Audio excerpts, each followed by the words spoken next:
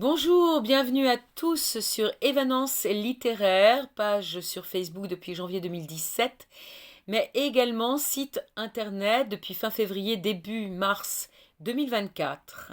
Je suis Évangéline Brunois, j'ai rédigé à peu près 1300 chroniques. Cela concerne environ 700 auteurs, je ne sais pas combien de maisons d'édition, mais je profite de l'occasion qui m'est donnée pour leur témoigner de ma gratitude pour leur confiance renouvelée pendant toutes ces années. Je vais vous lire une chronique que j'ai rédigée le 29 décembre 2023 concernant Ombres et Lumières, une enquête de Karen Perrier de Val McDermid, parue le 29 mars 2023 aux éditions Flammarion, 496 pages, traduite par Perrine Chambon. L'art est toujours un échange, comme l'amour, qui peut être complexe et douloureux de prendre et de donner, selon Michel-Ange. Phrase de Alice Smith dans Artful. Le titre original en 2020, Still Life, ce qui donne déjà quelques pistes. Val McDermid est fabuleuse autrice de polar et thrillers. Je vais reprendre. Val McDermid est une fabuleuse autrice de polar et thrillers. Ses scénarios sont toujours très élaborés, ses personnages plus vrais que nature, les intrigues et enquêtes tordues et compliquées à souhait, le suspense et la tension maintenus jusqu'au final. Vous avez compris, j'aime beaucoup cette autrice. 2 dossiers vont être au menu de la commandante Karen Perrier et de ses adjoints.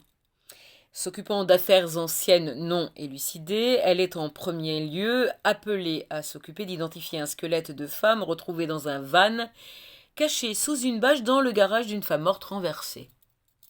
Accident banal qui débouche sur un cold case tortueux qui, bien vite, deviendra labyrinthique. Comme si cette affaire n'était pas déjà assez lourde à gérer, sa charmante supérieure hiérarchique, rebaptisée Nonos, lui donne l'ordre de se pencher sur le cas d'une disparition vieille de 10 ans. Un corps a été repêché.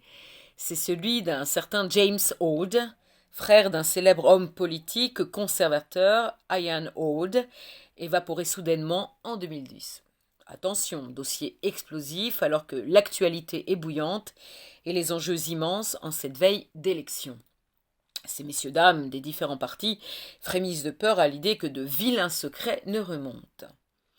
Ainsi, Karen va devoir mener de front 2 enquêtes très difficiles, éviter tous les pièges, les fausses pistes, ne pas se laisser berner par les apparences et, avec l'aide de toute son équipe, faire preuve de beaucoup d'intuition et d'imagination. Car les criminels face à elle sont de haut vol et ont su tromper tout le monde depuis des années avec brio. Plongeons joyeusement dans le monde fabuleux de la création artistique et des galeries d'art. Prenez votre passeport, vous allez voyager entre le Royaume-Uni, Paris et Caen. Texte jubilatoire.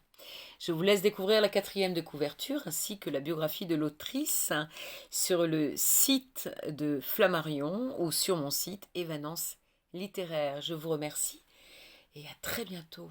Au revoir.